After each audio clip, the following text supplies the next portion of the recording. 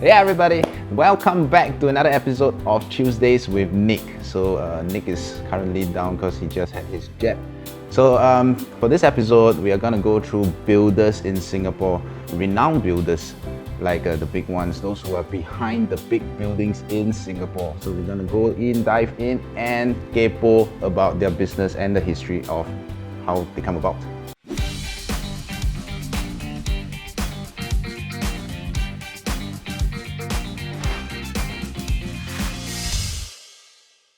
So first up, we have WallHub. I like WallHub.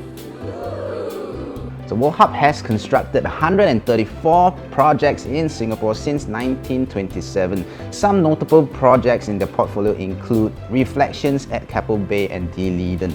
Yeah, you might know some of them. Though by far the most outstanding is the Interlace. It has the most unique design that I've ever seen in a building, and it's instantly recognizable if you drive along, if I'm not wrong, AYE.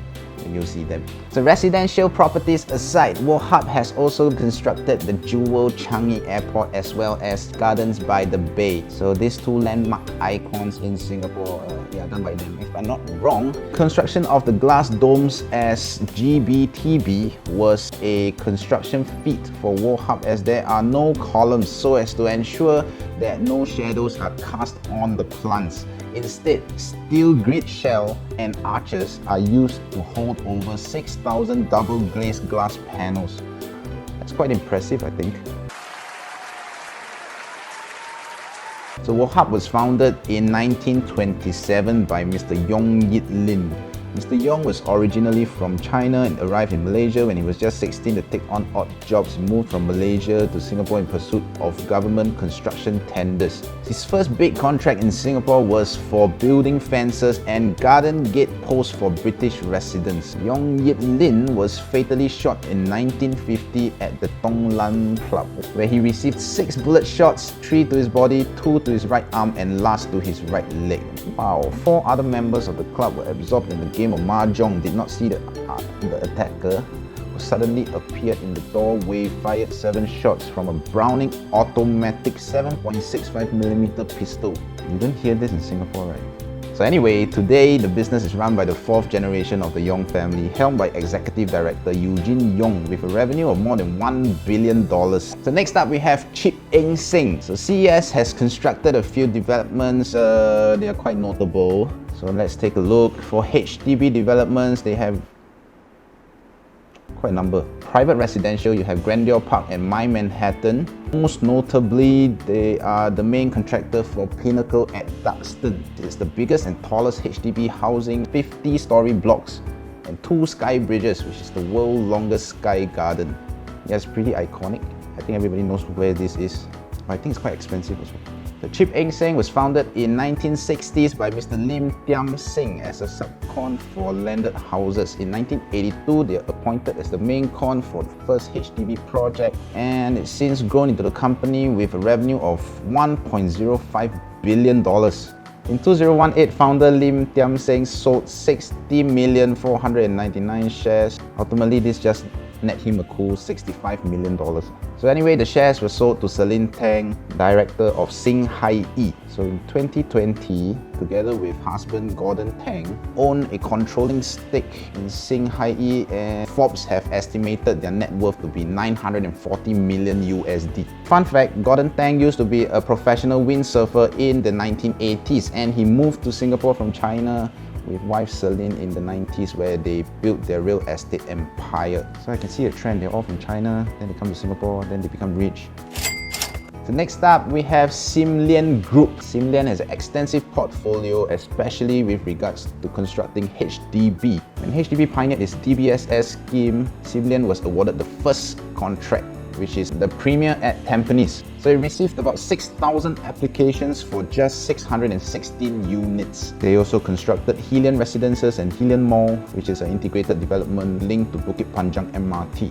Lian Group was founded as Lian Construction Company in 1933. First project was to build 4 blocks of HDB flats in Bukit Batok. During the construction process, the Quick family, led by Quick Tiam Huat, and the Lim family, led by Lim Aki, they acquired control of the SLCC in 1976. So anyway, current CEO Quick Han, estimated by Forbes to have a net worth of $800 million. Everybody got so many hundred of million dollars. How many circles is that? In 2016, it was reported that a member of the Quick family purchased a good class bungalow along Chestnut Drive for $16 million. 2021 GCB at King Albert Park was sold to Quick family for $43 million. And you can see the freehold land. Wow, 35,482 square feet. Anyways, next up we have Lam Chang. So they are the ones behind the Glades, Ripple Bay and Esperina. However, it's more well known for non-resident buildings such as the UOB Plaza 1, National Library and Paragon. So it was founded in 1940s, named after its founder Mr Lam Chang.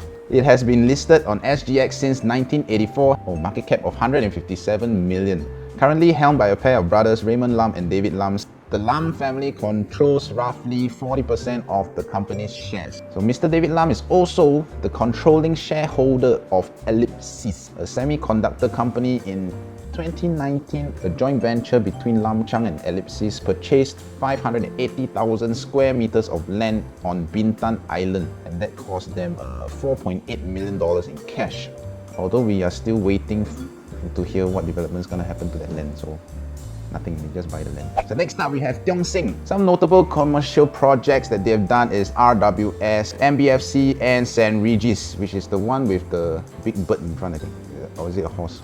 Well, their first private property constructed was Guilin View. Other notable residential builds include Seoul Acres and The Luxury. So Tiong Seng was founded in 1959 from a partnership between Mr. Pek Ah Tuan and Mr. Pek Tiong Chun, Mr. Lee Tuan Che from Song Hak Seng, and it all began with earthworks and excavation work before moving into construction. So fun fact for those who have served NS, if you have seen this yellow commercial tunnels coming in and out of your camp, the tunnels belong to Pek Tiong Chun. Tiong Chun is the sister company of Tiong Seng. So up till last year, Tiong Seng's CEO was actually Pek Ah Tuan's son, Pek Lian Guan.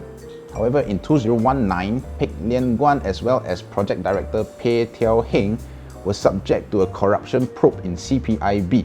Oh, that's interesting. And in 2020, they were each charged on 2 counts of abetting to conspire to give gratification in the form of loans to Henry Fu Yang Tai, a former deputy group director of the LTA, apparently so they could advance the business interests of Tiong Seng. So lastly, we have Straits Construction. So some notable builds from them will be Siesta, Coven Regency and River Cove Residences. So Straits Construction was founded in 1969 by Wong Swee Chun, who had joined the construction industry since he was a teenager. It secured its first public housing construction project at Serangoon Avenue 4 in 1982.